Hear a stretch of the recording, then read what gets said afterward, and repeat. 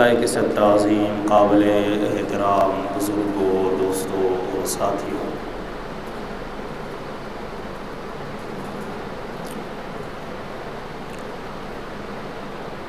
قرآن مجید فرقان حمید کی سب سے بڑی سورت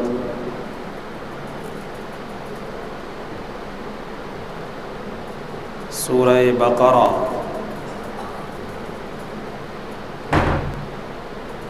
کی آیت نمبر 28 اور 29 میں نے آپ کے سامنے تلاوت کی ہے۔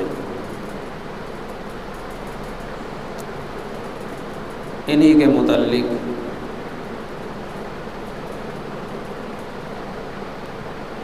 چند گزارشات انتہائی اختصار کے ساتھ آپ کے سامنے عرض کروں گا۔ اللہ رب العزت سے دعا ہے، التجا ہے، درخواست ہے کہ وہ رب لم یزل افراط و تفریط اور فرقہ واریت سے بچتے ہوئے خالصتاً قرآن و سنت کی روشنی میں مجھے حق سچ کہنے کی توفیق عطا فرمائے،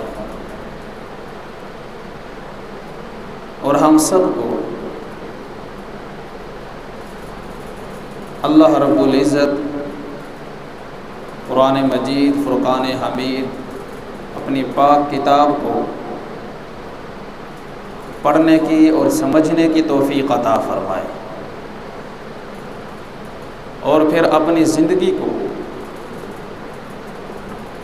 اس کتاب کے بتائے ہوئے راستے پر گزارنے کی توفیق عطا فرمائے۔ اللہ رب العزت نے فرمایا کیف تکفرون باللہ،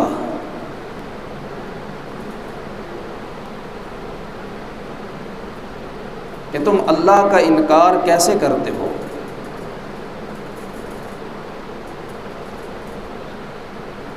کتنے تعجب کی بات ہے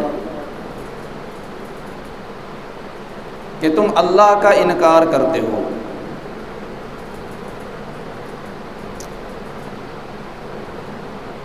اس آیت کے اس ابتدائی حصے کے متعلق گزشتہ جمعے پر بھی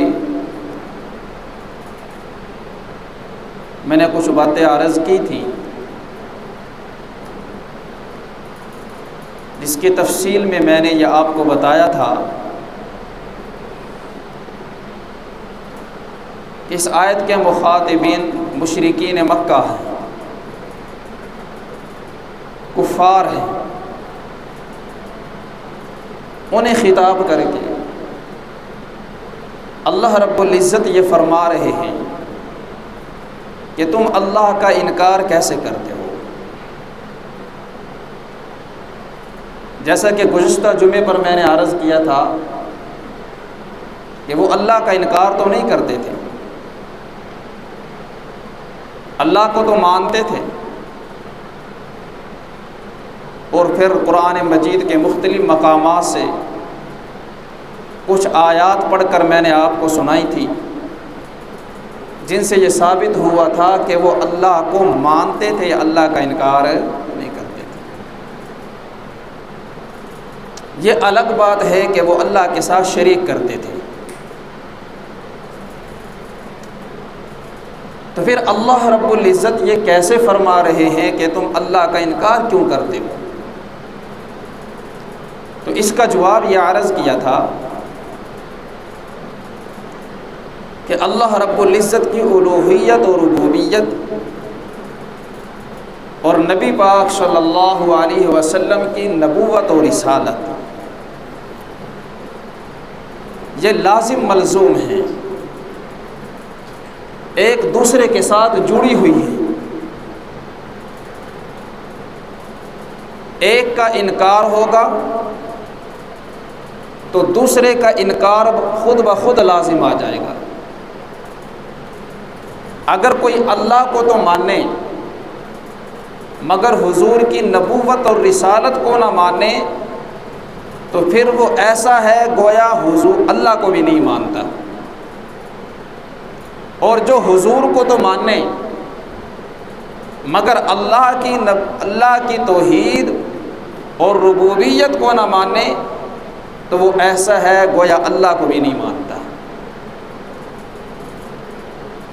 تو مشرکین مکہ یا اہل کتاب وہ اللہ کو تو مانتے تھے مگر نبی پاک صلی اللہ علیہ وسلم کی نبوت اور رسالت کا انکار کرتے تھے، حضور کو نہیں مانتے تھے، قرآن مجید کا انکار کرتے تھے۔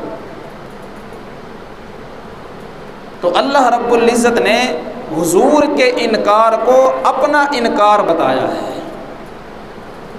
کہ جو میرے حضور کا انکار کرے گا گویا وہ میرا بھی انکار کر رہا ہے، جو حضور کا منکر ہوگا وہ میں اللہ کا بھی منکر ہے۔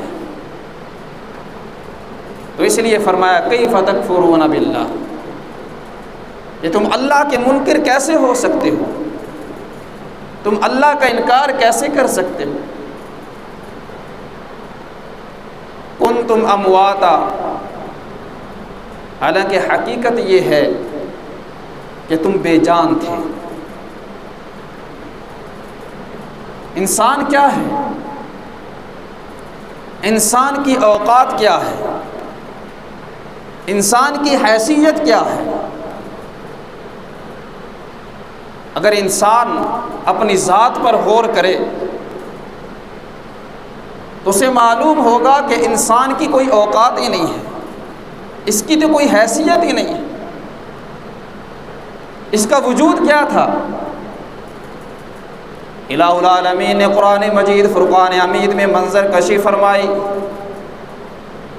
رب کائنات نے فرمایا حل اتی علی الانسان حین من الدہر لم یکن شیئا مذکورا۔ رب کائنات نے فرمایا کیا اس طویل اور لمبے زمانے میں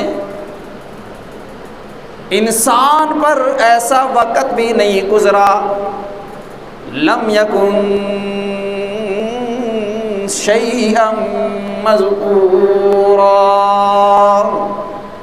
کہ یہ قابل ذکر چیز بھی نہیں تھا، اس کا تو ذکر ہی نہیں تھا، اس کا تو وجود ہی نہیں تھا۔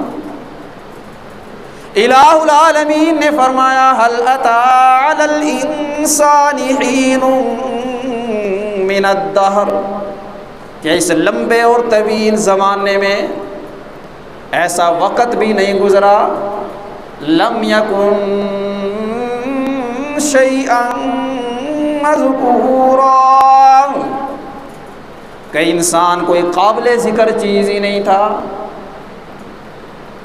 انا خلقنا الانسان من نطفۃ امشاج،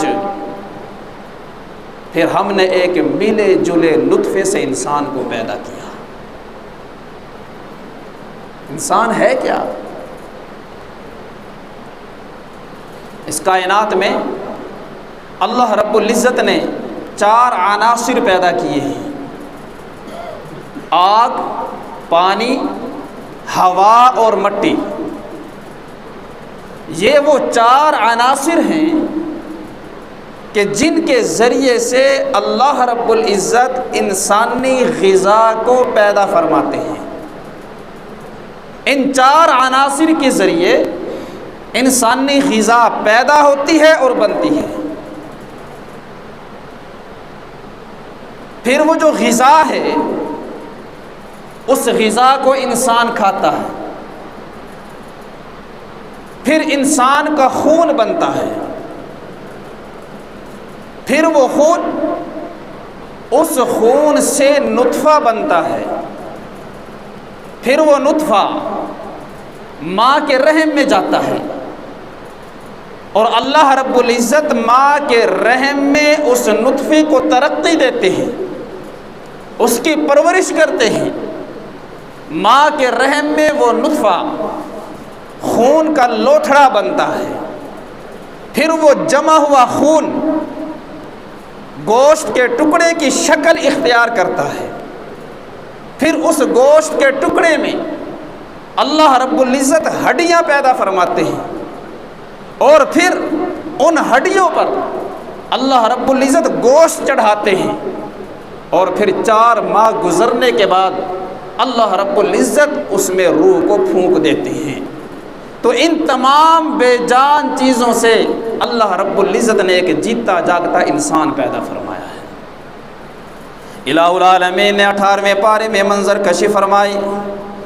رب کائنات نے فرمایا وَلَقَدْ خَلَقْنَا الْإِنسَانَ مِنْ سُلَالَةٍ مِّن طِينٍ ثُمَّ جَعَلْنَاهُ نُطْفَةً فِي قَرَارٍ مَّكِينٍ ثُمَّ خَلَقْنَا النُّطْفَةَ عَلَقَةً فَخَلَقْنَا الْعَلَقَةَ مُضْغَةً فَخَلَقْنَا الْمُضْغَةَ عِظَامًا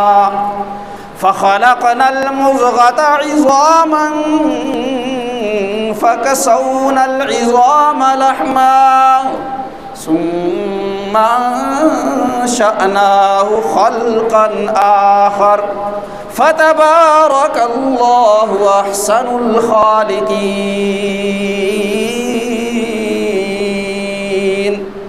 الہ العالمین نے فرمایا انسان غور کرے، اپنے وجود پہ غور کرے، اپنے نفس پہ غور کرے، اپنی ذات پہ غور کرے کہ اللہ کی قدرت کا کیسا نظام چلا، اللہ کی خالقیت کو دیکھے، اللہ کی قدرت کا مشاہدہ کرے، اسے باہر جا کر پہاڑوں کو دیکھ کر اللہ کی ذات کو پہچاننے کی ضرورت نہیں، اسے بلند و بالا عمارتوں کو دیکھ کر اللہ کی ذات کو پہچاننے کی ضرورت نہیں، اس کے وجود میں اللہ کی قدرت پر دلائل موجود ہیں، اللہ کی ربوبیت پہ دلائل موجود ہیں، اللہ کی توحید پہ دلائل موجود ہیں، اللہ کی خالقیت پہ دلائل موجود ہیں۔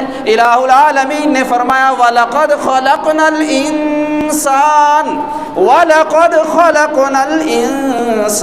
مِنْ سُلَالَةٍ مِّن طِينٍ، اور البتہ تحقیق ہم نے انسان کو مٹی کے جوہر سے پیدا کیا،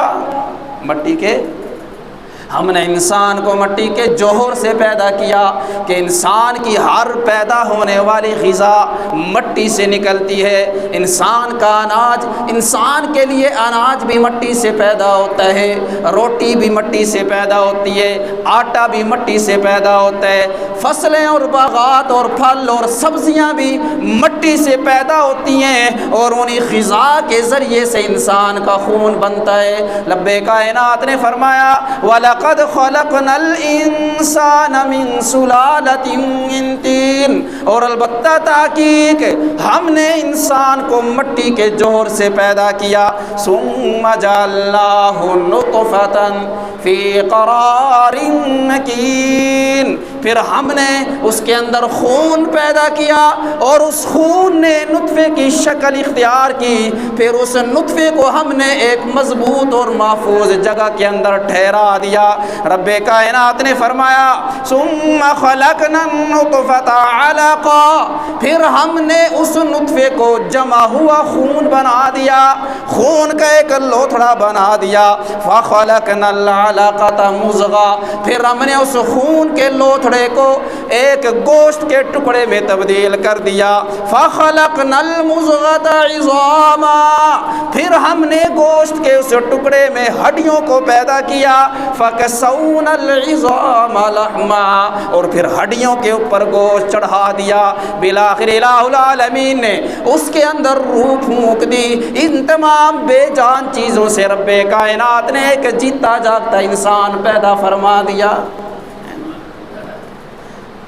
فرمایا کہ اللہ، وہ اللہ جس سے کنتم امواتن، کہ تم اس اللہ کا انکار کرتے ہو حالانکہ تم بے جان تھے، وہ 4 عناصر، وہ ہوا، پانی اور مٹی بے جان، ان کے ذریعے سے پیدا ہونے والے غذائی اجزاء بے جان، اور ان اجزاء سے بننے والی غذا بے جان، پھر اس غذا سے بننے والا خون بے جان، خون سے بننے والا نطفہ بے جان، نطفے سے بننے والا خون کا لوتھڑا بے جان، اور پھر اس جمے ہوئے خون سے بننے والا گوشت کا ٹکڑا بے جان، اس گوشت کے ٹکڑے میں پیدا ہونے والی ہڈیاں بے جان، اور پھر اللہ رب العزت نے ان تمام بے جان چیزوں کے اندر روح پھونکی اور جیتا جاگتا انسان بنا دیا۔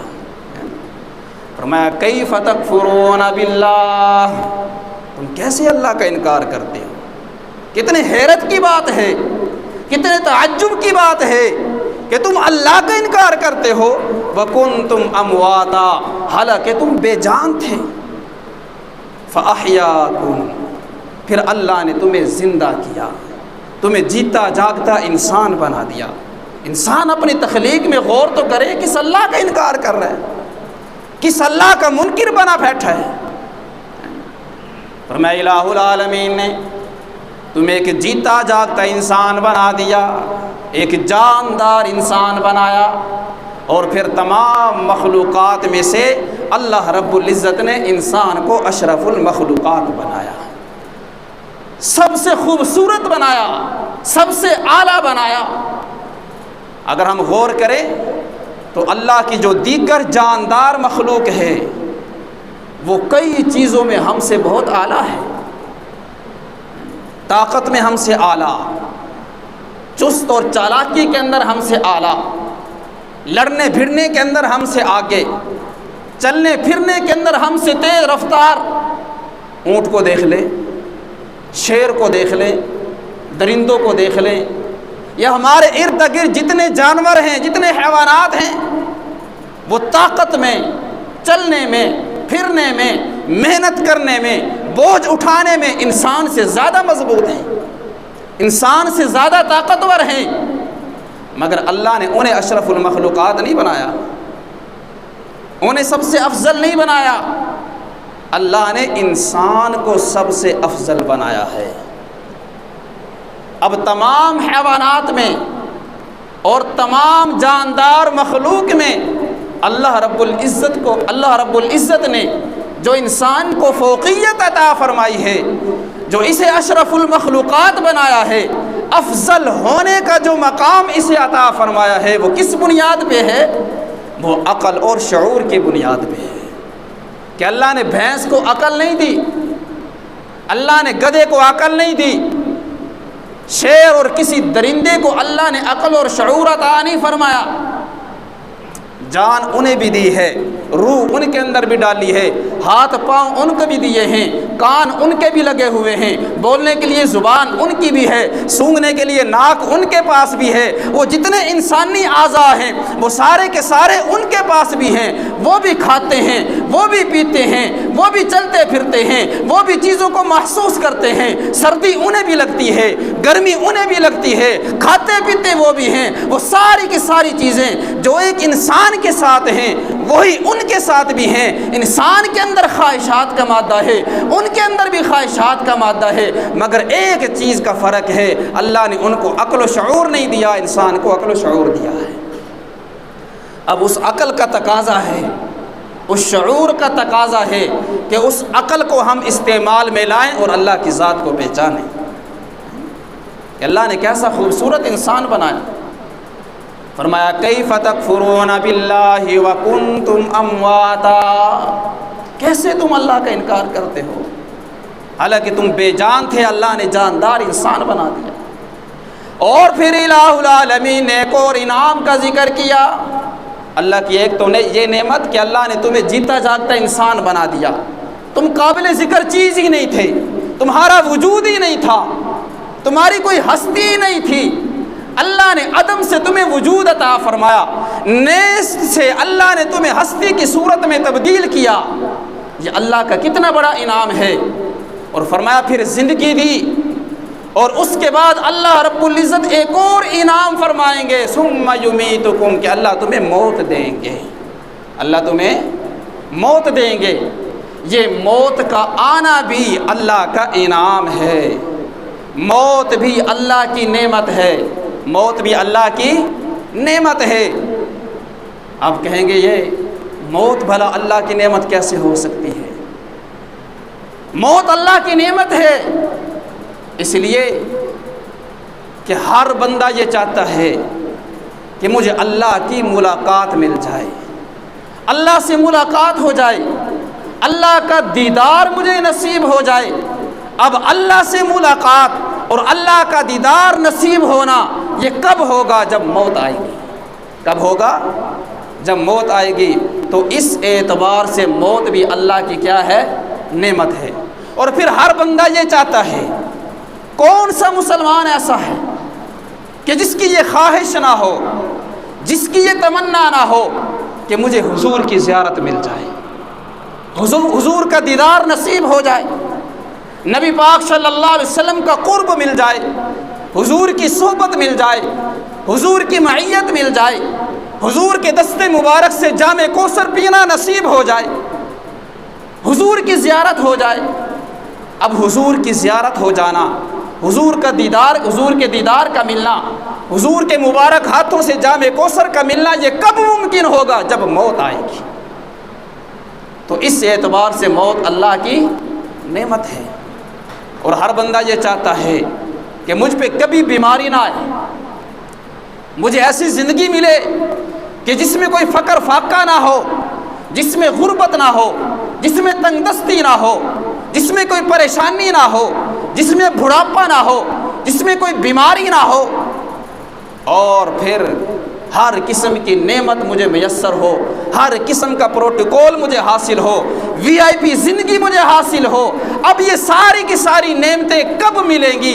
یہ جنت میں ملیں گی۔ اور جنت کب ملے گی؟ جب موت آئے گی۔ تو اس اعتبار سے موت بھی کیا ہے؟ اللہ کی نعمت ہے۔ اللہ نے فرمایا کہ زندگی دے کر بھی ہم نے تم پہ انعام کیا، ثم یمیتکم، پھر ہم تمہیں موت دیں گے، موت دے کر بھی تم پہ ہم انعام کریں گے۔ موت بھی اللہ کی نعمت ہے۔ اور اللہ نہ کرے، خدا نہ خواستہ، اللہ ہر ایک کی حفاظت فرمائے، ہر چھوٹی بڑی بیماری سے اللہ ہر ایک کی حفاظت فرمائے۔ اللہ نہ کرے کسی کو ایسی بیماری لگ جائے کہ اس کا جینا مشکل ہو جائے، دن اور رات کا کٹنا مشکل ہو جائے۔ اب اس کے لیے سب سے بڑی نعمت کیا ہوگی؟ کہ اس تکلیف دہ زندگی سے نجات مل جائے، اس بیماری والی زندگی سے نجات مل جائے۔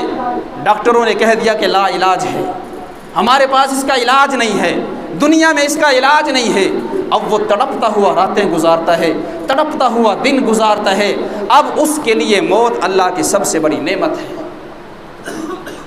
تو فرمایا اللہ نے یہ انعام کیا کہ تم بے جان تھے، وجود دیا، تمہیں زندہ کیا، ثم یمیتکم، پھر اللہ ایک اور انعام فرمائیں گے کہ تمہیں پھر موت دیں گے۔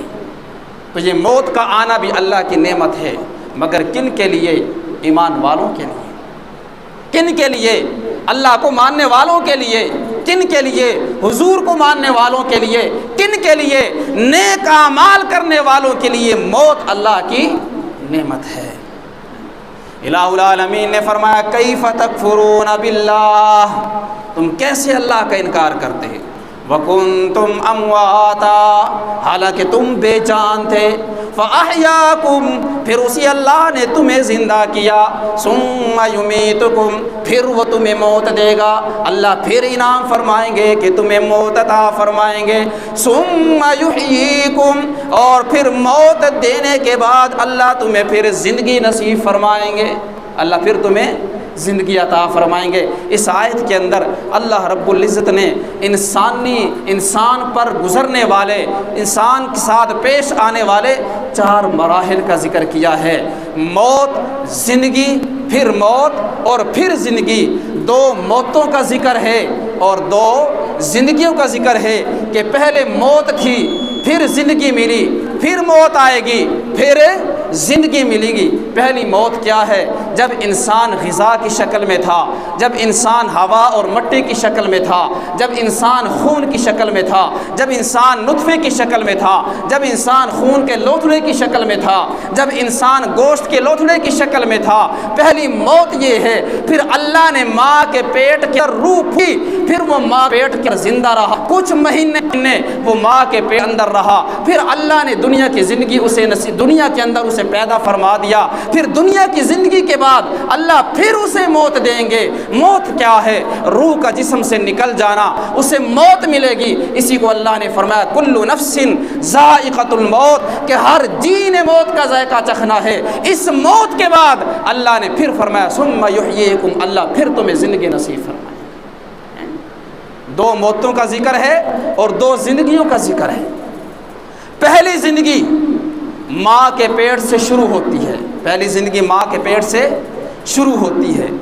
ماں کے پیٹ میں انسان زندہ ہے، مگر وہ زندگی دنیاوی زندگی کے لیے پیش خیمہ ہے، وہ کامل زندگی نہیں، وہ ناقص زندگی ہے کہ ماں کے پیٹ کے اندر انسان زندہ ہے مگر تصرف نہیں کر سکتا، وہ نمازیں نہیں پڑھ سکتا، وہ کام کاج نہیں کر سکتا، وہ سیر سپاٹے نہیں کر سکتا، وہ نکاح نہیں کر سکتا، وہ دیگر معاملات نہیں کر سکتا۔ ہاں اتنی زندگی اسے حاصل ہے کہ کھاتا ہے، پیتا ہے اور محسوس کرتا ہے۔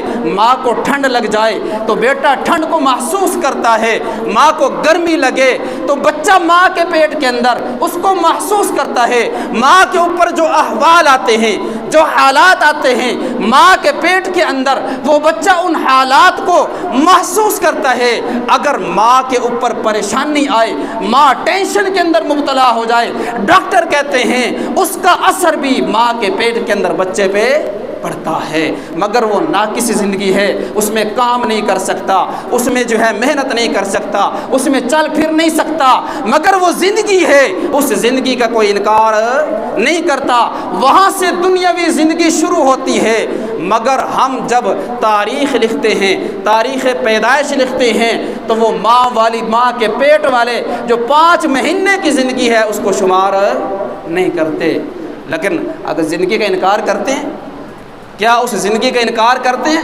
کوئی بندہ یہ کہتا ہے کہ نہیں ماں کے پیٹ کے اندر تو بندہ مردہ ہوتا ہے، زندہ نہیں ہوتا؟ سب کہتے ہیں کہ زندہ ہے۔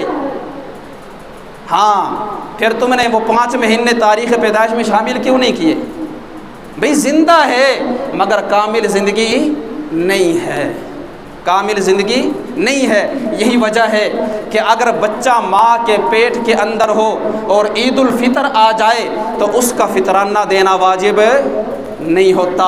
ماں نے کوئی جرم کر لیا، بچہ ماں کے پیٹ میں تھا، ماں نے کوئی جرم کر لیا، سزا صرف ماں کے لیے ہوگی، بچے کے لیے سزا نہیں ہوگی۔ وہ احکام کا مکلف نہیں ہے، وہ تصرف نہیں کر سکتا، مگر ماں کے پیٹ میں زندہ ہے، زندگی اس کی دنیا والی شروع ہو چکی ہے۔ پھر اللہ موت دیں گے، فرمایا ثم یحییکم، موت دینے کے بعد پھر اللہ زندہ کریں گے۔ اس زندگی سے مراد آخرت کی زندگی ہے، وہ کامل زندگی ہے جس میں اللہ حساب و کتاب کریں گے، جس میں جواب دینا ہوگا، جس میں اللہ نعمتیں دیں گے، جو کامل زندگی ہے، جو انسان کو اللہ آخرت والی زندگی عطا فرمائیں گے۔ وہ کامل زندگی بعد میں ہے، مگر وہ زندگی قبر سے شروع ہو جاتی ہے، وہ زندگی قبر سے شروع ہو جاتی ہے۔ قبر کی زندگی اس زندگی کے لیے پیش خیمہ ہے، جس طرح ماں کے پیٹ کی زندگی دنیا کی زندگی کے لیے پیش خیمہ ہے، جس طرح ماں کے پیٹ کے اندر بچہ زندہ ہے اسے کوئی مردہ نہیں کہتا، اسی طرح قبر کے پیٹ کے اندر بھی انسان زندہ ہوتا ہے، اسے کوئی مردہ کہہ نہیں سکتا۔ یہ الگ بات ہے کہ وہ بھی ناقص زندگی تھی، قبر والی زندگی بھی ناقص زندگی ہے۔ ماں کے پیٹ کے اندر بھی بچہ کھاتا تھا، پیتا تھا، چیزوں کو محسوس کرتا تھا، قبر کے پیٹ کے اندر بھی انسان زندہ ہے، کھاتا ہے، پیتا ہے، چیزوں کو محسوس کرتا ہے۔ اللہ نے فرمایا کہ بل احیاء عند ربہم یرزقون، کہ وہ زندہ ہیں، ان کے رب کی طرف سے انہیں رزق دیا جاتا ہے۔ مولا رزق کیسے ملتا ہے؟ ہم تو کوئی گاڑی آتے جاتے نہیں دیکھتے ہیں، ہم تو آسمانوں سے اترتا ہوا رزق نہیں دیکھتے۔ اللہ نے فرمایا تمہاری آنکھیں دنیا والی ہیں، تمہارا دماغ دنیا والا ہے، تمہارا شعور دنیا والا ہے، تمہاری عقل دنیا والی ہے، ولیکن لا تشعرون، رزق کیسے ملتا ہے، وہ زندہ کیسے ہے، تم اس کا شعور نہیں رکھتے، وہ تمہاری عقل میں نہیں آ سکتا، تم اس کا ادراک نہیں کر سکتے۔ ہاں وہ زندہ ہے، کھاتا بھی ہے، پیتا بھی ہے، ادراک بھی کرتا ہے۔ یہی وجہ تھی کہ نبی پاک صلی اللہ علیہ وسلم نے فرمایا کہ جب قبرستان سے گزرو تو سلام کیا کرو، مسلم شریف کی روایت ہے، نبی پاک صلی اللہ علیہ وسلم نے فرمایا قبرستان سے گزرو تو یوں کہا کرو السلام علیکم یا اہل القبور یا دار قوم مومنین، اے ایمان والو اللہ کی سلامتی تم پر نازل ہو۔ یا رسول اللہ صلی اللہ علیہ وسلم، آپ نے قبرستان سے گزرتے ہوئے، قبروں کے پاس سے جاتے ہوئے سلام کا حکم کیوں دیا؟ یہ تو بے جان ہوتے ہیں۔ لوگوں نے ہمیں کہا کہ قبر کے اندر مردہ ہوا کرتا ہے، قبر کے اندر کوئی زندہ نہیں ہوا کرتا۔ اگر یہ مردہ ہیں آپ نے حکم کیوں دیا؟ آپ نے پتھروں کو سلام کرنے کا حکم نہیں دیا۔ پتھر بے جان ہوتا ہے، درخت بے جان ہوتا ہے، یہ پہاڑ بے جان ہے، جب ان کے پاس سے گزرتے ہیں حضور نے سلام کا حکم نہیں دیا، مگر قبرستان سے گزرتے ہوئے، قبروں کے پاس سے گزرتے ہوئے حضور نے فرمایا جب گزرنے لگو تو سلام کیا کرو۔ تو پتہ چلا کہ پتھر میں اور قبر میں فرق ہے، پہاڑ میں اور قبر میں فرق ہے۔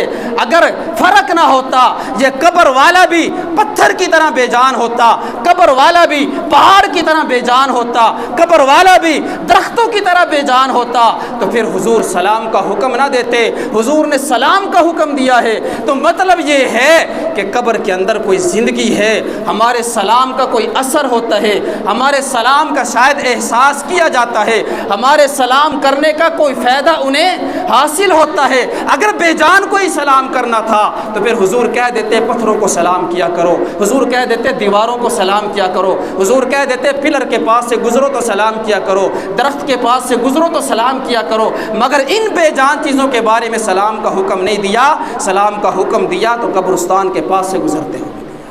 تو پتہ چلا کہ قبر کی زندگی ہے، قبر کی زندگی ہے، وہاں پہ رزق بھی دیا جاتا ہے، اور پھر اس کی روح کو، اس کے روح کے اوپر جو حالات گزرتے ہیں، روح دو جگہ پہ جا کے ٹھہرتی ہے۔ نیک لوگوں کی روح مقام علیین میں جاتی ہے، اور برے لوگوں کی روح مقام سجین کے اندر جاتی ہے۔ وہ روحوں کا ٹھکانہ ہے جو آسمانوں پہ ہے۔ یہ جسم اس مٹی سے بنا تھا، اس کا ٹھکانہ مٹی ہے، لیکن وہاں روح کے اوپر جو حالات گزرتے ہیں اس کا اثر یہاں قبر کے پیٹ کے اندر پڑے ہوئے انسان کے اوپر بھی ہوتا ہے۔ جیسے ماں کے اوپر جب حالات آتے ہیں تو ماں کے پیٹ کے اندر پڑے ہوئے اس بچے کے اوپر بھی وہ حالات آتے ہیں، وہ ان حالات کو محسوس کرتا ہے۔ ایسے ہی جب اس کی روح کے اوپر حالات آتے ہیں، اگر اسے عذاب ہو تو یہاں قبر کے پیٹ کے اندر پڑا ہوا انسان اس عذاب کو محسوس کرتا ہے۔ وہاں پہ اس کو نعمتیں ملیں تو ان نعمتوں کا اثر یہاں قبر کے اندر پڑا ہوا انسان محسوس کرتا ہے۔